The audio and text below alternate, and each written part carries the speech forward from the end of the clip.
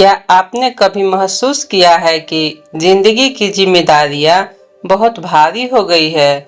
Office का तनाव, पैसों की चिंता, रिश्तों की उलझन और भविष्य का डर। कभी कभी मन करता है सब छोड़कर कहीं दूर चले जाएं।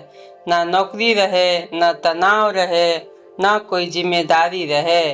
लेकिन क्या सच में समस्याओं से दूर भागने से शांति मिलती है? यही प्रश्न हजारों वर्ष पहले अर्जुन ने भी भगवान श्री कृष्ण से पूछा था, और जो उत्तर कृष्ण ने दिया वह आज की पूरी पीढ़ी के लिए पहले से भी अधिक आवश्यक है। दोस्तों, भागवत गीता का 5वां अध्याय कर्म संन्यास योग हमें सिखाता है कि जीवन से भागना समाधान नहीं है, बल्कि जीवन के बीच रहकर शांति पाना ही असली योग्य है। दोस्तों, आज हम जानेंगे क्यों कर्म योग संन्यास से श्रेष्ठ है, कैसे बिना तनाव के काम किया जा सकता है और कैसे जिम्मेदारियों के बीच भी मन को शांत रखा जा सकता है। कुरुक्षेत्र के मैदान में अर्जुन भ्रमित थे। एक तरफ कृष्ण उन्हें युद्ध के लिए कह रहे थे, दूसरी तरफ वैराग्य और आत्मज्ञान की बातें भी समझा रहे थे। अर्जुन के मन में सवाल उठा, आखिर मुझे करना क्या चाहिए? क्या संसार छोड़ दूं या कर्म करता रहूं? आज का इंसान भी इसी दुविधा में है। कई लोग सोचते हैं अगर नौकरी ना होती तो खुश रहता, अगर जिम्मेदारियां ना होती तो शांति मिल जाती, अगर दुनिया छोड़ देता तो जीवन आसान हो जाता। लेकिन क्या वास्तव में ऐसा है? यह संभव है? तो सुनो श्री कृष्ण का क्रांतिकारी उत्तर, जो हम सबको काम आएगा। हाँ दोस्तों, भगवान कृष्ण कहते हैं दोनों मार्ग कल्याणकारी है, लेकिन अधिकांश लोगों के लिए कर्म योग श्रेष्ठ है। क्यों? क्योंकि भागना आसान लगता है, लेकिन मन से मोह छोड़ना कठिन है। कई लोग घर छोड़ देते हैं, लेकिन इच्छाएं नहीं छोड़ पाते। कई लोग दुनिया से दूर चले जाते हैं, लेकिन अहंकार साथ ले जाते हैं। इसीलिए कृष्ण कहते हैं सच्चा संन्यास कपड़ा बदलने से नहीं आता, सच्चा संन्यास मन बदलने से आता है। आज की दुनिया में कर्म योग्य क्यों जरूरी है? दोस्तों, आज हम ऐसी दुनिया में जी रहे हैं जहां कंपटीशन पहले से ज्यादा है। सोशल मीडिया तुलना बढ़ा रहा है, हर कोई सक्सेस के पीछे भाग रहा है और हर व्यक्ति रिजल्ट को लेकर चिंतित है। यहीं से तनाव की शुरुआत होती है। हम काम से नहीं थकते दोस्तों, हम परिणाम की चिंता से थकते हैं। प्रमोशन मिलेगा या नहीं, बिजनेस चलेगा या नहीं, लोग क्या सोचेंगे, लोग मेरे बारे में क्या कहेंगे, यही चिंता मन को कमजोर बनाती है।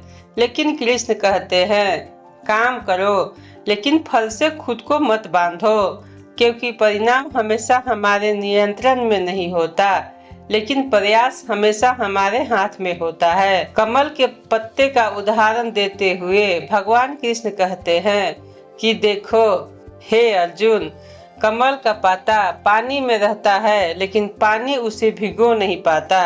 उसी तरह कर्म योगी संसार में रहता है, काम करता है, परिवार संभालता है, समाज में रहता है, लेकिन भीतर से वह स्वतंत्र रहता है। आज की भाषा में कहे तो काम करो, लेकिन काम को अपनी पहचान मत बना लो। पैसा कमाओ, लेकिन पैसा तुम्हारा मालिक न बन जाए। सोशल मीडिया इस्तेमाल करना भी गलत नहीं है, इस्तेमाल करो, लेकिन उसकी अप्रूवल मत मांगो। यही कर्म योग है। सबसे बड़ी सफलता क्या है, आपने कभी सोचा है? तो इसका जवाब है नहीं, क्योंकि आज लोग सक्सेस को कार, हाउस, मनी, फॉलोअर्स और फेम से जोड़ते हैं। लेकिन कृष्ण सफलता की एक अलग परिभाषा देते हैं। वह व्यक्ति सफल है जो परिस्थितियों से नहीं टूटता। यह कृष्ण कहते हैं जो हार में भी शांत रहता है, जो जीत में भी अहंकारी नहीं होता, जो दूसरों की सफलता देखकर जलता नहीं है और जो अपने कर्तव्य से पीछे नहीं हटता।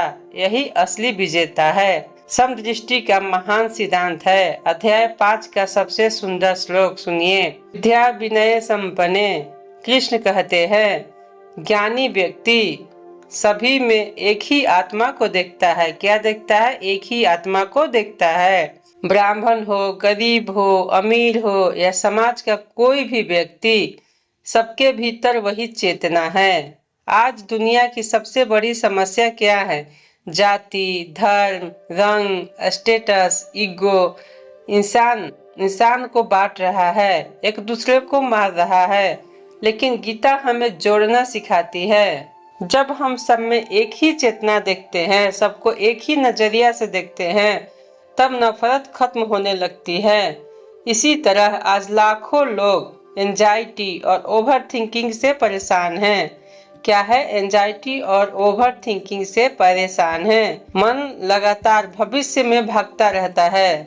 क्या होगा अगर ऐसा हो गया तो, अगर मैं असफल हो गया तो दोस्तों, कृष्ण कहते हैं जो वर्तमान में अपना कर्तव्य करता है उसे भविष्य का डर नहीं सताता। इसीलिए कर्तव्य कीजिए, क्योंकि उसका ध्यान परिणाम पर नहीं कर्म पर होता है। और यही मानसिक शांति का रहस्य है और शांति का अंतिम सूत्र है।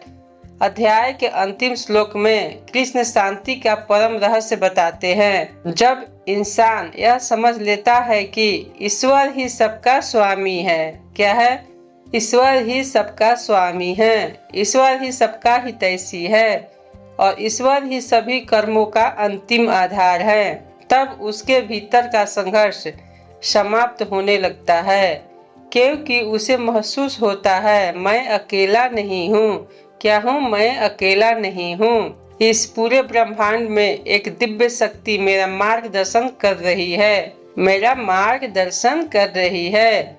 और यही विश्वास मन को शांति देता है।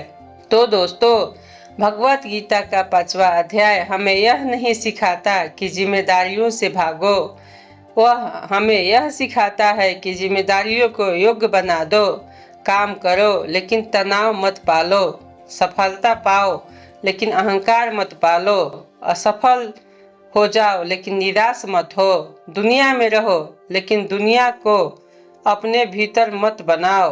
यही कर्म संन्यास योग है और शायद यही वह ज्ञान है जिसकी आज की पूरी पीढ़ी को सबसे अधिक आवश्यकता है। क्योंकि शांति जिम्मेदारियों से भागने में नहीं, बल्कि सही दृष्टिकोण के साथ उन्हें निभाने में है। तो दोस्तों, यह वीडियो आप लोगों को कैसी लगी? यदि यह जानकारी अच्छी लगी हो तो वीडियो को लाइक, शेयर और चैनल को सब्सक्राइब जरूर करें। फिर मिलेंगे एक नए वीडियो में। जय श्री कृष्ण, राधे राधे।